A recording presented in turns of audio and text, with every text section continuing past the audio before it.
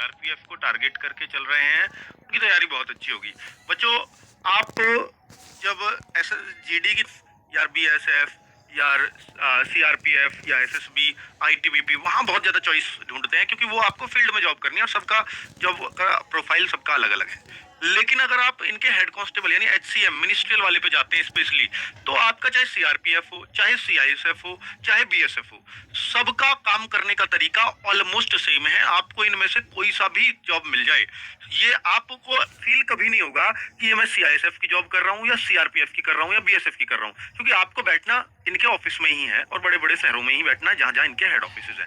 ठीक है, तो इसलिए ये यहाँ पर नहीं सोचना चाहिए मेरे बच्चों कि आप यार मेरे को सीआरपीएफ मिला है या मैं सीआईएसएफ की करूंगा या मैं बीएसएफ की करूंगा। नहीं, यहाँ चॉइस को बहुत ज्यादा महत्व देना ठीक नहीं है। ठीक है, तो अब किस चीज पे टारगेट करें? आप सिर्फ उस चीज पे टारगेट करो कि जहां पर ज्यादा वैकेंसीज हैं, जहां पर मेरे सिलेक्शन के चांसेस सबसे अच्छे हैं।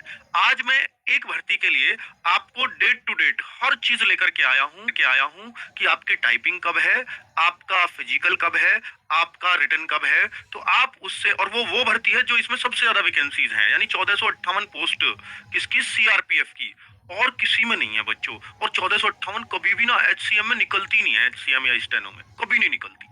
ये बहुत बड़ी भर्ती मानी जाती है अपने आप में। यानी मैं कहूंगा कि तीनों भर्तियों में एक तो बहुत सारे बच्चों का फॉर्म होगा, तीनों भर्तियों को बच्चों ने, बहुत सारों ने तीनों का ही फॉर्म भर रखा होगा, किसी ने एक का भर रखा, किसी ने दोनों का।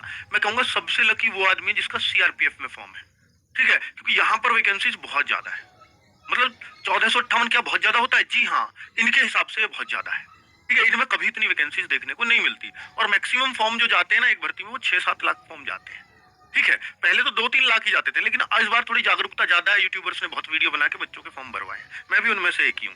चलिए, तो कुल मिलाकर के बच्चों एचसीएम एंड एएसआई, ये 3 भर्तियां आपकी चल रही हैं। पहले मैं आपको बता दूं, सीआरपीएफ, बीएसएफ और सीआईएसएफ तीनों रेगुलर हैं, चालू हैं, तीनों पे काम चालू है। इसका तो जो पीएचडी है वो तो एग्जाम के बाद होगा, सबसे पहले इसमें एग्जाम होना है। इसमें खत्म होने वाले हैं पीएचडी, शायद खत्म भी हो गए होंगे अब तक। इसके 30 जनवरी से शुरू हो रहे हैं। कहने का मतलब है तीनों ही भर्ती एकदम चालू है बच्चों। एसएससी नहीं कराती, ये खुद डिपार्टमेंट कराता है। एसएससी इनका सिर्फ कांस्टेबल वाला कराती है। ठीक है, क्योंकि ये बहुत छोटी वैकेंसी है, इसलिए इनको बोर्ड की जरूरत नहीं है, तो रिक्रूटमेंट सेल बनाते हैं एक छोटी सी, और वो करा देती है इनकी भर्तियां। चलिए, इनमें बहुत सारा एक हुआ है कि टाइपिंग सीआरपीएफ की बहुत मुश्किल होती है, क्योंकि डिपार्टमेंट अपनी लेता है, अपने अपने तरीकों से लेता है कि उसमें बैक स्पेस नहीं होता, ये नहीं होता, वो नहीं होता। भाई ठीक है, सीआरपीएफ में बहुत सारे बच्चे कहते हैं सर पहले, पिछली बार बैक स्पेस नहीं था, लेकिन ये पहले से पहले की बात है, पिछली बार बैक स्पेस भी था। पर यार बिना बैक स्पेस के या प्रैक्टिस कर लो, क्योंकि यहाँ ना गलतियां बहुत सारी माफ है। मैं आपको बता दूं, यहाँ ऐसा नहीं है कि गलतियां बिल्कुल माफ नहीं है। ये दिल्ली पुलिस हेड कांस्टेबल की टाइपिंग की तरह नहीं है, ये बहुत आसान टाइपिंग है।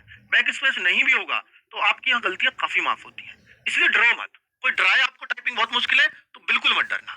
मैं गारंटी से कह रहा हूँ कि कोई बच्चा 1.5-2 महीने बहुत अच्छे से मेहनत करके टाइपिंग कर लेना, दिन में आधा घंटा 3 या 4 बार टाइपिंग कर ले, वो टाइपिंग में पास हो जाएगा बहुत आराम से। ठीक है, फिर चाहे बैक स्पेस हो या ना हो फर्क नहीं पड़ता। बच्चों एग्जाम की बात करूं तो 22 से, मतलब बैक स्पेस का मतलब बच्चे करेक्शन नहीं कर सकते बाद में जाके पीछे हट के, है ना, इस तरह का। पर वो पिछले से पिछली बार था, पिछली बार इन्होंने दिया था, पर नहीं भी हो इस बार। मैं नहीं कह सकता कि भाई श्योरिटी से कि यार हो गई। तो अब बिना बैक स्पेस के, बिना बैक स्पेस का मतलब है जो गलत हो गया हो गया। तो आप पहले ही इतनी अच्छी प्रैक्टिस करो कि गलतियां ही ना हो। कम होंगी उतनी इसमें चल जाती है, काफी गलतियां माफ होती है, मैंने बताया भी था कितनी गलतियां माफ होती है। एक और टाइपिंग पे वीडियो बना दूंगा अगर ऐसी बात है तो। ठीक है, पर डरना मत प्लीज। ठीक है, तो एग्जाम है इसका 22 से 28 फरवरी, सबसे जल्दी एग्जाम है सीआरपीएफ का। ठीक है, और बीएसएफ के मार्च से एक्सपेक्टेड है कि बीएसएफ भी हो सकता है। सीआईएसएफ मार्च अप्रैल, यानी सबसे बाद में सीआईएसएफ का होगा। ठीक है, क्योंकि सीआईएसएफ का एक और पेंडिंग है 2019 वाला, तो दोनों का उम्मीद लग रही है कि शायद आगे पीछे ही कराएंगे। एक तो नहीं करेंगे दोनों को, पर आगे पीछे ही कर देंगे, क्योंकि उसमें थोड़े कम बच्चे हैं, इसमें ज्यादा है। वैकेंसीज 1458। देखो बच्चों कितना फर्क है, 323 बीएसएफ में, 540 सीआईएसएफ में। यहाँ देखिए, मैं इसलिए कह रहा था वो आदमी ज्यादा लकी है जिसने इसका फॉर्म भर रखा है, तो चांसेस ज्यादा है, ज्यादा वैकेंसी।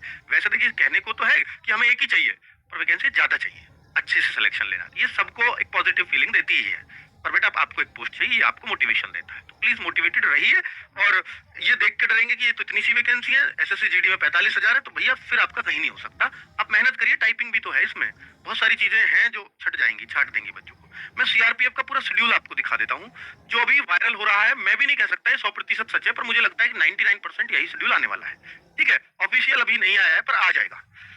फॉर्म्स निकले थे 4 से 25 जनवरी, upload of admit card for computer based written exam, ये 15 फरवरी को आपका इसके एडमिट कार्ड आ जाएंगे। कंडक्ट ऑफ रिटन टेस्ट, ये नोटिफिकेशन में लिखा था बच्चों, मैं 22 से 28 फरवरी यहाँ तक नोटिफिकेशन में लिखी हुई है बातें। अब मैं आगे की बात बता रहा हूँ जो नोटिफिकेशन में नहीं थी। 3 मार्च से 6 मार्च तक आपकी जो आंसर की है वो भी आ जाएगी, तो बहुत अच्छी बात है यार, डेट ही दे दी।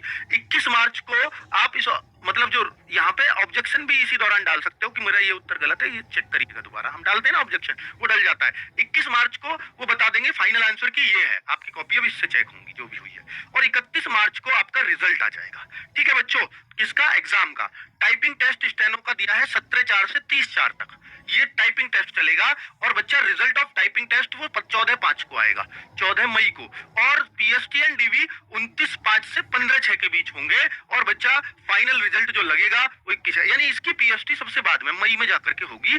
और 21 जून को बोला है कि फाइनल रिजल्ट देंगे। तो 21 जून के आपके हाथ में क्या होगा? ज्वाइनिंग लेटर होगा। तो 2-3 मेरिट इस बीच में लगेंगी। आप रिटर्न में इतना अच्छा कर दीजिए कि आपको मेरिट में किसी भी मेरिट में कम अंक ना पड़े।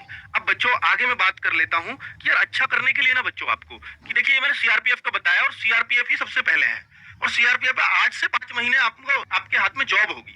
तो इसमें क्या चीजें आती हैं आपको बताइए यार। मैथ्स आएगा, रीजनिंग आएगी, जीएस आएगा और हिंदी आएगा। बेटा हिंदी तो आप यूपी पुलिस वाला पढ़ लीजिए, जो यूपी पुलिस के खाकी बैच से पढ़ा है या कहीं से भी पढ़ा है, या यूपी पुलिस की हमने एक बुक भी लॉन्च कर रखी है, प्लीज वो पढ़ लीजिए। आपको कुछ और इसके अलग जरूरत नहीं है। तो मैंने बुक भी बता दी है जिसमें नवीन सरकार और मेरा फोटो भी लगा है। ठीक है बच्चों, यूपी पुलिस वाली कहीं ने भी किसी ने भी यूट्यूब पे वीडियोस पढ़ा रखी हो तो वहां से पढ़ लीजिए, कोई इशू नहीं है, पढ़ लीजिए। ये जो जीएस है इसको आप येलो बुक से पढ़ लीजिए, प्लस उसके साथ करंट अफेयर्स और पढ़ लीजिए। ठीक है, इतना आप कर लीजिए बच्चों, आपका सिलेक्शन नहीं रुकेगा अगर आप इतनी मेहनत कर लेंगे। रीजनिंग की मैं बात करता हूं तो रीजनिंग मैथ्स की जो जनरली आप क्लास लेते हो वही करते रहिए। 25-25 की चारों चीजें आएंगी और बच्चों नॉर्मल सारी चीजें आएंगी। इससे अलग जीएस भी इसमें मुश्किल नहीं आती, सब बहुत आसान आएगा। बस आपका सिलेक्शन आसानी से हो इसके लिए आपको मेहनत करनी पड़ेगी। ठीक है बच्चों, तो मैंने आपको एक गाइडेंस दी है, इसके लिए हमारा एक बैच भी आया था, वो सारी चीजें हमने इस बैच में दे